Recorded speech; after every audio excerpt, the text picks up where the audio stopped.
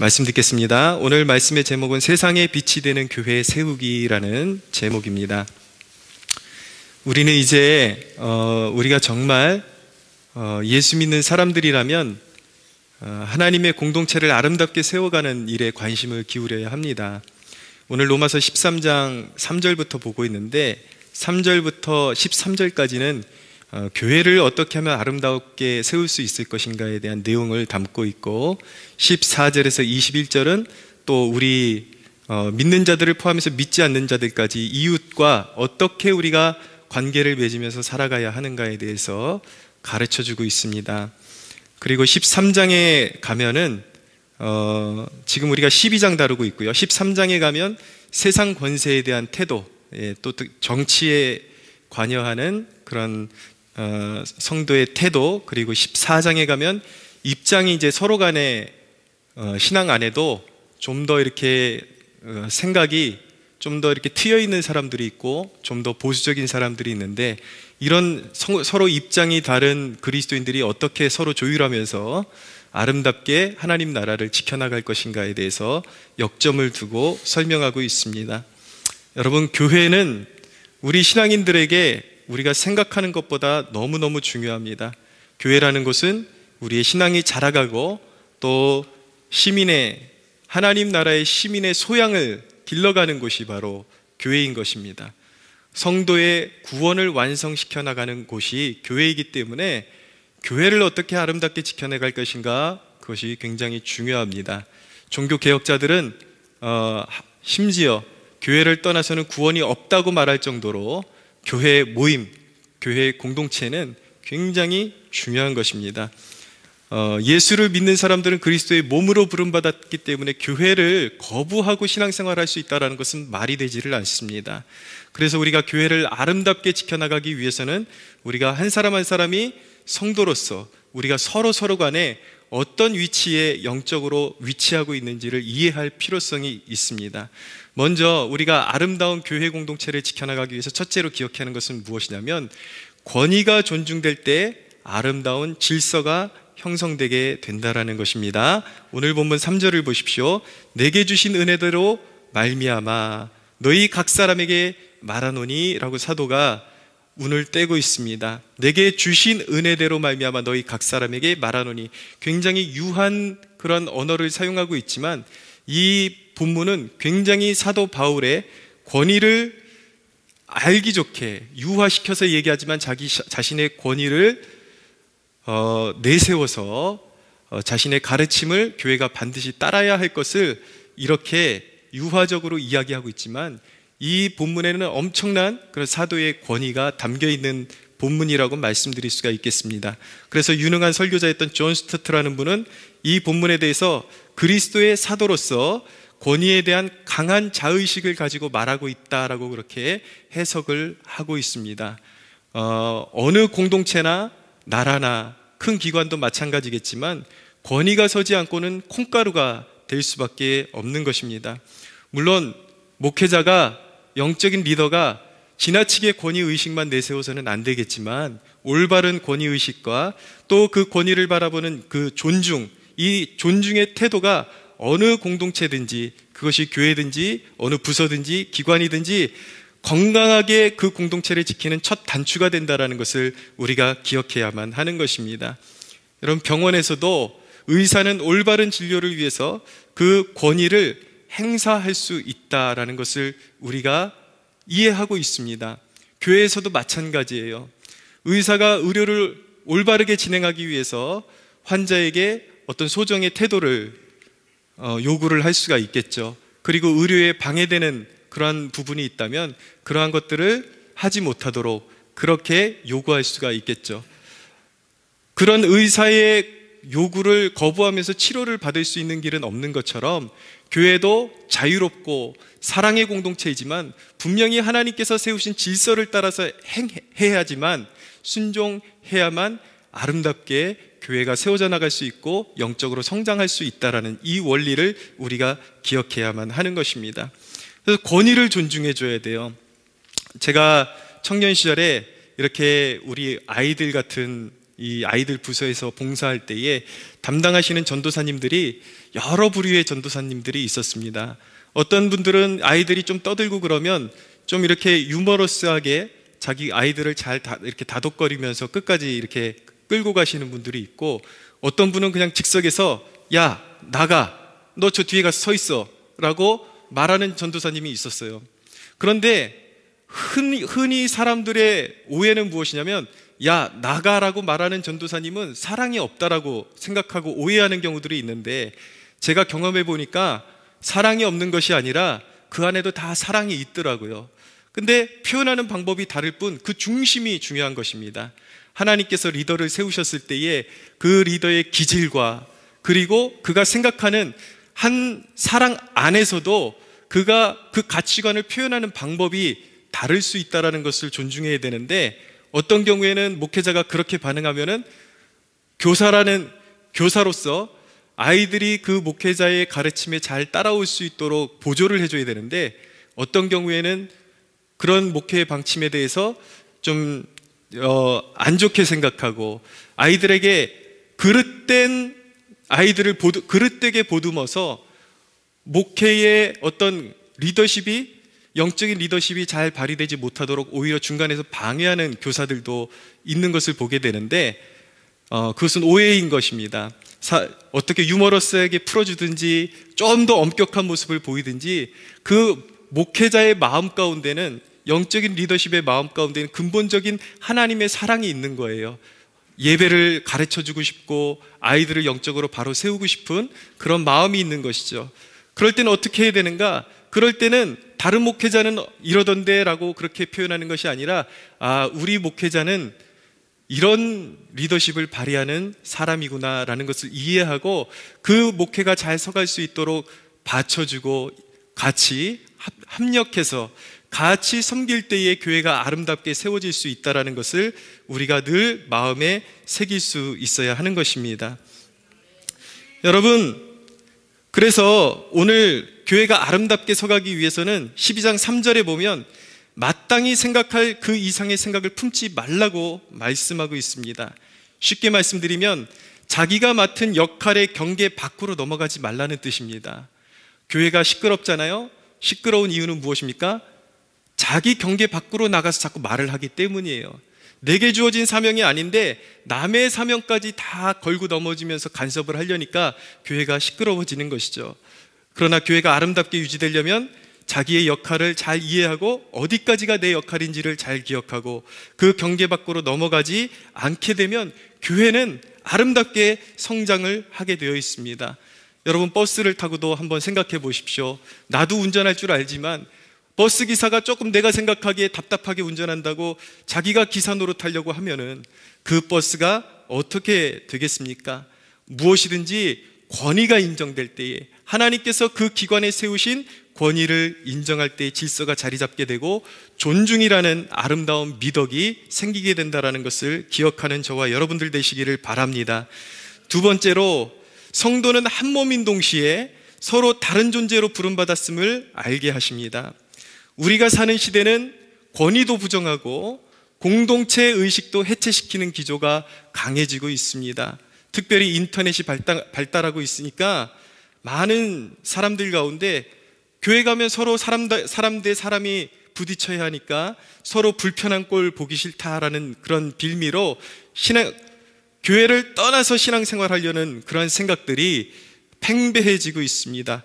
그러나 여러분, 구원의 부르심은 교회로의 부르심입니다. 성도는 한 몸으로 부르심을 받았다라는 것을 성경이 알게 하시는 것입니다. 오늘 본문 4절에서 5절을 보십시오. 같이 한번 읽어볼까요? 4절 5절 같이 읽겠습니다. 시작. 우리가 한 몸에 많은 지체를 가졌으나 모든 지체가 같은 기능을 가진 것이 아니니 이와 같이 우리 많은 사람이 그리스도 안에서 한 몸이 되어 서로 지체가 되었느니라. 아멘. 한 몸으로 부름받은 것이 성도고 교회라는 것이죠. 한 몸을 떠나서는, 몸에서 떠나서는 팔의 역할을 감당할 수가 없게 되는 것입니다. 몸에 붙어 있을 때만 팔이 되는 거예요. 몸을 부정하는 신앙은 스스로 양육됨을 포기하는 것과 마찬가지인 것입니다.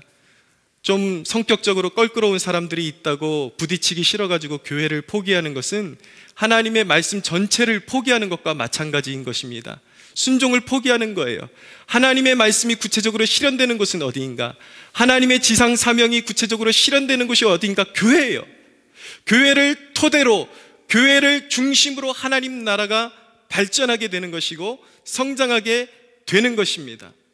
교회를 통해서 순종을 실천하게끔 하시는 것인데, 교회를 포기했다라는 것은 하나님 말씀 전체를 포기한 것과 마찬가지인 것이죠. 성경은 심은 대로 거둔다라고 말씀하셨는데, 교회를 포기하고 무슨 좋은 열매를 거두겠습니까? 하나님의 일을 섬기지 않고 어찌 그 삶의 좋은 열매를 기대할 수가 있겠습니까? 불가능한 것입니다.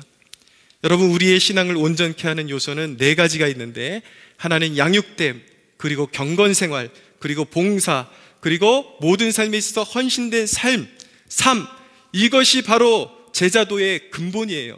이것들을 떠나서 예수님을 섬길 수 없고 하나님을 믿을 수 없다라는 것을 기억해야만 하는 것입니다. 그러나 성경은 또한 우리가 한 몸인 동시에 서로 다른 존재이고 다양성을 가진 인격체라는 것도 꼭 숙지하고 있어야 함을 말씀하고 있습니다.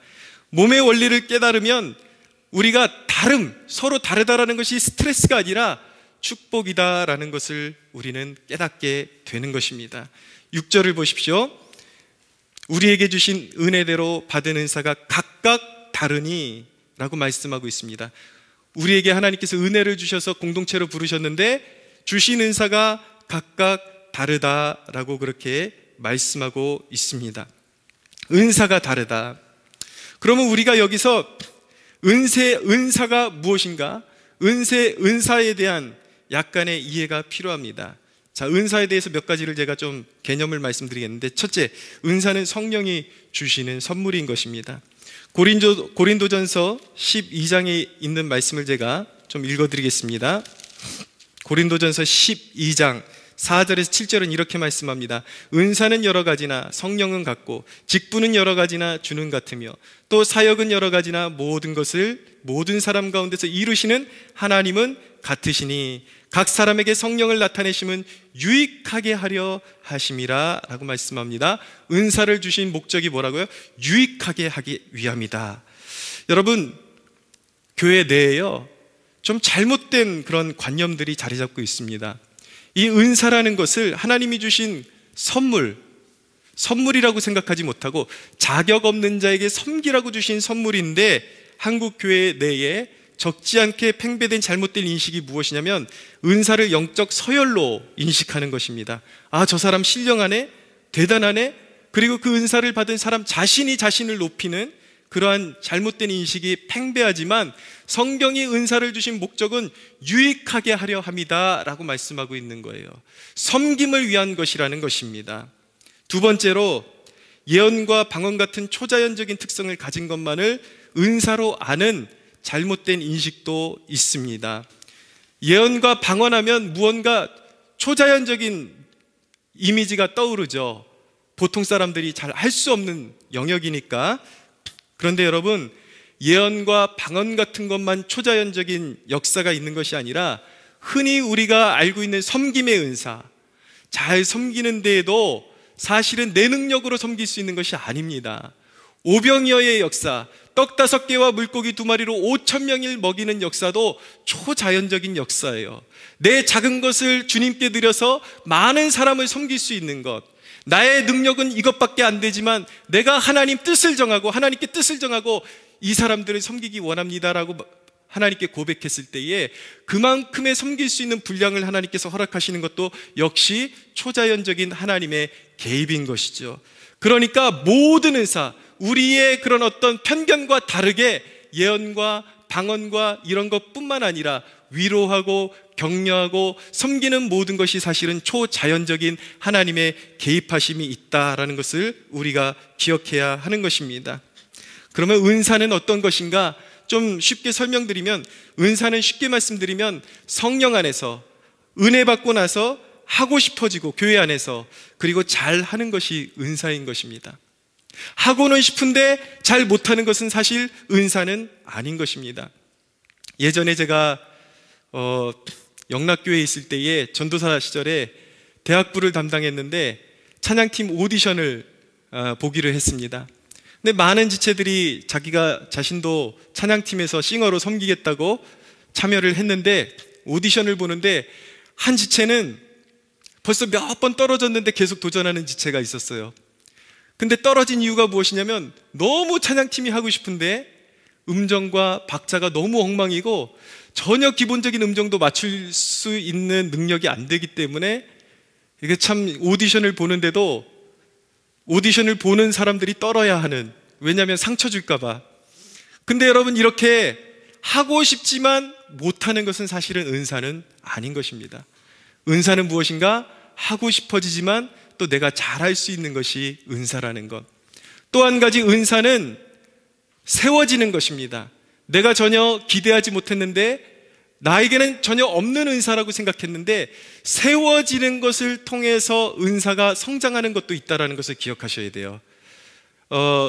치유사역을 하시는 손기철 장로님도 사실은 치유의 은사가 먼저 있었던 것이 아니라 이제 담임 목사님이 장로님이 치유사역을 한번 이끌어 가보십시오 라고 권면을 했을 때에 순종하고 아멘하고 순종하고 이제 따르기 시작했을 때 그때부터 그 은사가 발전되고 성장하고 또 그분을 통해서 오늘날 많은 사람들이, 병든 사람들이 치유의 그런 은사를 경험하고 고침을 받는 그러한 축복을 경험하고 있죠. 이렇게 은사라는 것은 원래부터 나한테 있는 것으로 인식되진 않았지만 영적인 권위의 순종함으로 인해서 발전되는 것도 있다라는 것을 알아둘 필요가 있습니다. 여러분, 우리가 신앙의 부요함을 알고 신앙생활을 하려면 결코 성령을 떠나서는 부요한 신앙생활을 할 수 없다는 것을 꼭 기억하십시오. 성령을 사모하십시오. 저와 여러분들이 예수 안에 있는 사람들이라면 성령의 능력으로 살아가는 삶에 대해서 눈을 뜰 때야 비로소 우리의 삶이 더욱더 풍성해지고 더욱더 하나님의 능력을 삶의 곳곳에서 경험할 수 있게 된다는 것을 기억하는 여러분들 되시기를 축복합니다. 그래서 여러분, 성령으로 살아가는 삶을 배우셔야 되고 성령의 은사를 받기 위해서 기도하십시오. 기도하시고, 그리고 은사를 주셨을 때 그것이 미약한 은사라 할지라도 자꾸 활용해야 돼요. 활용하게 되면 그것에 성령의 기름 부음이 임해서 훨씬 더 풍성하게 삶을 나누는 축복을 누릴 수 있게 되는 것입니다. 오늘 본문에 여러 가지 은사들이 나타나고 있는데 여기에 나타나는 은사들을 구체적으로 오늘 다 설명할 시간은 없지만 개관적으로 조금의 설명을 조금 나누기를 원합니다. 오늘 본문에 나타나는 첫 번째 은사는 무엇이냐면 바로 예언입니다. 예언. 6절을 보십시오. 하반절에 보면 혹 예언이면 믿음의 분수대로라고 말씀하고 있습니다. 예언이 무엇인가요? 예언에 대한 오해가 너무나도 많기 때문에 오늘날 한국교회가 굉장히 시끄럽습니다. 예언은 굉장히 신비한, 우리가 일상적으로 신앙에서 경험하는 것 밖에 있는 어떤 특별한 능력이기만 한 것일까? 우선적으로 예언의 올바른 정의는 이 강단에서 선포되어지는 하나님의 말씀 그 자체를 잘 풀어놓는 것을 예언이라고 하는 것입니다. 말씀을 통해서, 설교를 통해서 마음의 찔림을 받고 회개에 이르게 되고 이것을 예언사역이라고 말하는 거예요. 또한 우리 장로교 신학에서는 좀 잘 인정을 안 하려고 하지만 앞일을 예견하는 것까지 사실은 예언에 포함됩니다. 그러나 성경에 나타나는 예언의 주된 특징은 무엇인가? 사람들이 자꾸 예언을 생각하면, 예언을 받으면 몇 날 몇 시에 나의 인생 가운데 어떤 일이 벌어지고 마치 점치는 것처럼 그렇게 오해하는 그런 인식들이 팽배합니다. 그러나 성경 전체를 보면 그것은 예언에 대한 오해이고 잘못된 인식이라는 것을 알게 되는 것입니다. 예언이라는 것, 성경에 나타난 주된 예언의 특징은 무엇이냐면 하나님이 행하실 일에 대한 윤곽에 대한 것이라는 것을 알게 됩니다. 예를 들어서 옛 선지자들이 이스라엘의 멸망을 예언하면서 북방에서 어떤 솥이 기울어지는데 이런 환상들을 보면서 북방에서 한 민족이 밀고 내려와 가지고 하나님께 범죄한 백성들을 벌하실 것이라는 것을 알게 해주죠. 그러니까 몇 날 몇 시 이런 것까지 구체적으로 얘기하면서 어떤 모습으로 어떤 일이 펼쳐질 것인지에 대한 상세한 내용의 기술이 아니라 하나님 앞에 범죄한 백성들, 또한 하나님의 백성들에게 어떠한 일이 벌어질 것인지에 대한 윤곽을 하나님께서 알게 해주셔서 회개에 이르도록 촉구하시는 기능을 하는 것이 바로 예언이다라는 것을 알게 하시는 것입니다.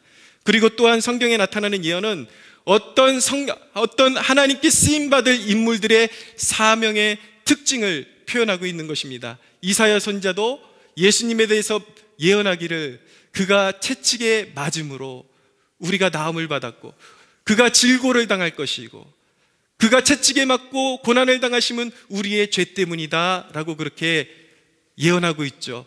구체적으로 메시아가 어떤 모습으로 누구의 아들로 태어날지, 언제쯤 태어날지 그것을 말씀하고 있는 것이 아니에요. 분명한 것은 하나님께서 메시아를 보내주실 것인데 그 메시아의 특징이 어린 양 같고 소리를 높이 지르지 않고 그는 질고를 당하고 죄인처럼 채찍에 맞으시고 그리고 나무에 달리셔서 죽으셔서 죄인의 죄를 담당하실 것이라는 그의 사명적인 특징을 보여주고 있는 것입니다. 고린도전서 14장에도 보면 예언을 어떤 사람들이 생각하는, 오늘날 성도들이 생각하는 그런 모습으로 표현하는 것이 아니라 하나님의 뜻을 알게 하고 그 사람의 마음의 숨은 뜻을 나타냄으로 말미암아 회개에 이르게 하고 살아계신 하나님을 깨닫고 경외하도록 만드는 것이 예언이다라고 그렇게 말씀하고 있는 것입니다. 많은 사람들이 일이 잘 안 풀리고 답답할 때 자꾸 예언자를 찾아가려고 해요. 예언을 저는 부정하는 것은 아니지만 예언을 받으면 일이 잘 풀리는가? 결코 그렇지 않다라는 것을 깨달을 필요가 있는 것입니다. 우리의 아름다운 미래는 어떤 신령한 사람이 우리의 길한 미래를 예언해 줄 때에 좋은 일이 생기는 것이 아니에요. 하나님께서는 우리에게 어떤 예언적인 메시지를 주실지라도 그 뜻을 이루시기 위해서 그 뜻에 합당한 순종을 요구하신다는 것을 깨달아야 하는 것입니다. 지금 현재 하나님의 말씀에 대한 순종과 선한 동기를 가지고 좋은 씨앗들을 심지 않으면 좋은 미래도 없는 것입니다. 아무리 좋은 예언을 받아도 지금 하나님의 말씀에 순종해서 선한 동기를 가지고 하나님을 경외하는 마음으로 좋은 씨앗을 뿌리고 심을 때에 하나님의 거룩한 예언의 말씀이 성취되고 예언의 계획들이 성취된다는 것을 믿으시기 바랍니다. 6절 말미를 보십시오. 6절 말미를 보면 예언이면 믿음의 분수대로 하라고 말씀하고 있습니다. 아주 의미심장한 표현입니다. 믿음의 분수대로 하라. 여러분, 예언하는 사람이요 아주 신령한 사람이 아니라는 것을 기억하셔야 돼요. 예언하는 기능과 그 사람의 영적인 거룩성이 일치하는 것이 아닙니다. 공교롭게도 예언은 하나님이 주신 은사이고 영적인 하나의 기능일 뿐이지 예언하는 사람이 더 신령하고 더 거룩하다라는 것을 반증하는 것은 아니다라는 것을 여러분들 기억해 두십시오. 하나님은 왜 아까 말씀드렸듯이 예언도 윤곽을 주시고 어떤 사명적인 특징을 알게 하시지 정확한 것을 인간으로 하여금 깨닫지 못하게 가려놓으셨어요. 왜냐하면 하나님이 인간이 얼마나 쉽게 부패하고 교만해지는지 아시기 때문에 항상 구체적인 것은 자기의 뜻 가운데 숨겨 놓으시는 것입니다. 이 말은 어떤 뜻이냐면 예언하는 사람도 설령 제 주변에 실제로 예언하는 은사를 가진 사역자들이 있었어요. 그런데 특징이 무엇인가? 예언하는 사람도 자신이 영감을 받아서 말한 내용의 예언조차 정확한 의미를 모를 수 있다는 것을 깨달아야 하는 것입니다. 심지어 이사야 선지자도 그렇게 예수 그리스도께서 이 땅에 임하실 것을 예언했지만 구체적으로 어떻게 이 땅에 나타나실 것인지는 가려져 있는 것이었어요. 그것처럼 설령 예언을 받는다 할지라도 예언을 받는 사람이나 예언을 하는 사람이나 어느 정도는 다 가려져 있다, 영적인 비밀로 가려져 있다는 것을 우리가 인정해야만 하는 것입니다.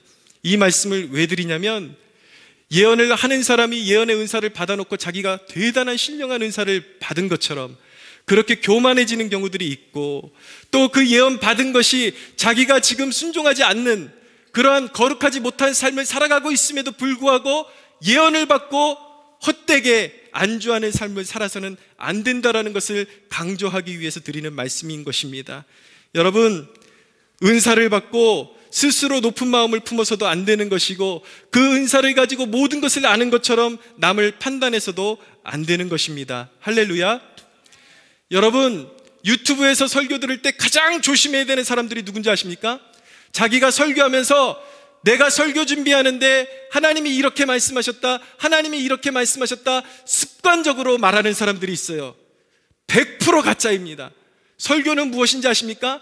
설교 준비를 할 때 하나님이 속닥속닥 하시는 게 아니에요. 설교 준비할 때 설교자에게 이미 선지자들과 사도들을 통해서 말씀하신 하나님의 말씀을 가지고, 이미 말씀하신 내용을 가지고 성령의 영감을 받아서 오늘날의 영적인 상황에 맞게 풀어나가는 것이 설교이지, 어떤 사람들은 습관처럼 자기에게 하나님께서 이렇게 말씀하셨다, 내게 설교 준비할 때 이렇게 말씀하셨다 라고 하면서 사람들에게 거짓된 풍문을 퍼뜨리는 거짓된 선지자들이 오늘날 이 시대 가운데 우후죽순처럼 늘어나고 있기 때문에, 그러나 오늘날 성도들의 영적인 인식이 너무나도 깨어있지 못하기 때문에 그런 사람들이 신령한 줄 알고 따라가는 사람들이 있어요. 100% 가짜입니다. 사랑하는 여러분, 선한 영적인 분별력을 소유하는 축복을 누리시게 되기를 바랍니다. 예언은 여러분, 그 행하는 자도 그 예언을 행함으로 말미암아 받는 사람에게 위로를 주는 것이 목적이고, 그 예언을 받는 자도 소망 중에 더 순종하는 그것에 역점을 두는 것이 바른 자세다라는 것을 알아야 하는 것입니다. 자, 두 번째 나타나는 은사는 무엇입니까? 7절을 보십시오. 혹 섬기는 일이면 섬기는 일로 라고 말씀하고 있죠. 섬기는 일이라는 것은 남의 필요를 잘 더 캐치하는 사람이 할 수 있는 일인 것입니다. 그런데 우리가 알아야 하는 사실은 무엇이냐면, 보편적으로 섬김이라는 것은 우리 그리스도인 모두에게 요구되는 일이지만, 오늘 은사로서 섬김을 말씀하는 것은 무엇이냐면, 남들보다 더 영민함을 가지고 섬기는 사람들에 의해서 교회가 더욱더 풍성해진다라는 것을 알게 해 주시는 것입니다. 예수님은, 사람들은 그래요, 더 초자연적이고 신비적인 은사를 받는 것을 원하죠. 그러나 여러분, 예수님께서 가장 복되다 하신 은사가 무엇인지 아십니까? 섬김이야말로 천국에서 가장 크다 인정함을 받는 사람들의 특징이라고 말씀하고 있는 것입니다. 사랑하는 여러분, 우리 모두 섬김의 은사를 충만하게 받아 하나님의 교회를 유익하게 하는 그런 복된 성도들 되시기를 축복합니다. 그 다음 세 번째로 나타나는 것이 무엇이냐면 가르치는 일입니다. 7절 하반절에 보면 혹 가르치는 자면 가르치는 일로 라고 말씀하고 있습니다. 진리를 유독 잘 설명할 수 있는 은사를 받은 사람들이 있습니다. 이런 사람들은 자기가 가르침의 은사를 받은 줄로 믿고 가르쳐야 하는 것입니다. 양육이라는 것, 하나님의 말씀으로 사람을 길러내는 것은 한 영혼을 전인적으로 그리스도인의 소양을 갖춘 하나님의 백성으로 길러내는 가장 교회의 중추적인 사역인 것입니다. 가르치는 자가 복된 것입니다. 그런데 안타까운 현실은 무엇인가? 오늘날 균형 잡힌 그리스도인을 보기가 너무나도 힘들어졌습니다. 그 이유가 무엇인가? 뭐든지 잘 배우고 나서 자율적으로 판단해서 신앙생활을 해야 되는데, 한국교회의 실정, 그리고 작은 교회들의 아픔이 무엇인가? 대부분 성도들이 배우지 않고 자기 뜻대로 처음부터 신앙생활을 하기 때문에 영적으로 균형 잡히고 영적인 소양을 갖춘 그런 그리스도인들을 발견하기가 힘들어진 상황인 것입니다. 여러분들의 심령 가운데 모든 상황 가운데 교양 있게 대처할 수 있는 성도 되기를 소망하는 저와 여러분들 되기를 축복합니다. 자, 네 번째로 8절 이하를 보십시오. 8절을 한번 같이 읽어보겠습니다. 시작.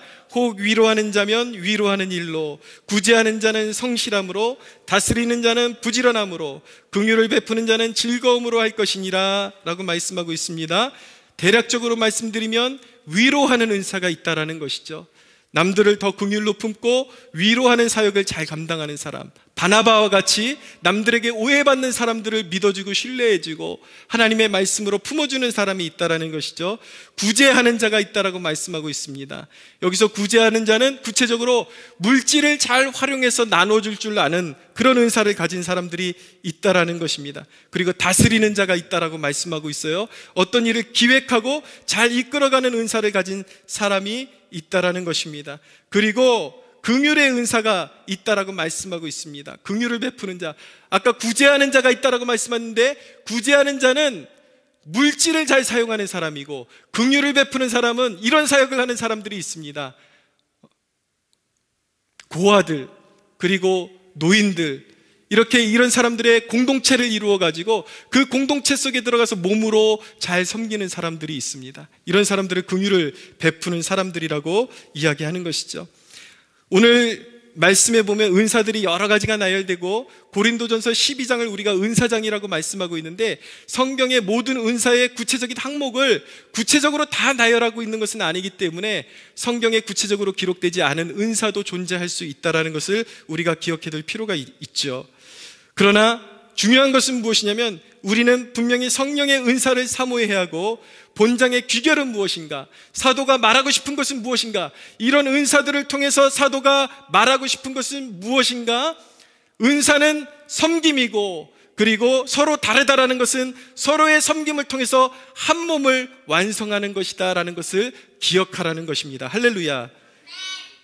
은사는 서로 자랑하는 것이 아니라 서로 섬김을 통해서 사랑의 공동체를 이루도록 하나님이 신령한 은사를 우리에게 허락해 주시는 것입니다.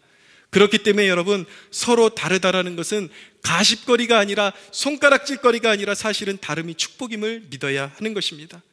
이것을 우리가 깨달을 수 있다면, 이 은사의 원리만 우리 그리스도인들이 잘 깨달아도 공동체의 분열이 치유되고 가정의 분열이 치유되는 축복을 누릴 수 있을 것입니다. 마지막으로 이제 말씀을 정리하려고 합니다. 여러분, 우리가 아름다운 교회가 되려면 서로의 강점은 서로 격려하고, 서로에게 나타나는 약점은 이해하는 자세를 가져야 합니다. 요한복음 10장에 보면 그런 기사가 나와요. 마르다와 마리아의 기사가 나오는데, 예수님께서 여러 사람들을 모아놓고 말씀을 전하고 있는데, 마르다는 굉장히 분주했습니다. 마리아는 예수님의 발치에 앉아서 예수님의 말씀을 듣고 있었고, 마르다는 사람들을 대접하기 위해서 음식을 만들고 있었는데, 마르다가 같이 도와주지 않고 바쁜데 말씀만 듣고 있는 마리아가 너무 얄미웠던 거예요. 그러니까 예수님에게 이제 일러 바치죠. 예수님, 마리아도 좀 도와주게끔 해주시면 안 될까요? 라고 그렇게 이야기를 했습니다. 자, 이 마리아와 마르다 두 사람 모두에게 귀한 점이 있습니다. 마르다가 없는 모임은 굉장히 삭막해질 것입니다. 누군가가 모임이 끝나고 음식을 대접해 줄 수 있는 은사를 가지고 섬겨준다라는 것이 얼마나 귀한 은사인 것입니까? 그러나 마르다는 좀 더 영적인 갈증을 가질 필요가 있었습니다. 이 마르다와 같은 사람들의 특징이 무엇이냐? 일하는 것은 좋아해요. 섬기는 것은 좋아하는데 예배에 집중하고 말씀에 집중하는 것은 좀 떨어지는 그러한 특징을 보일 때가 많습니다.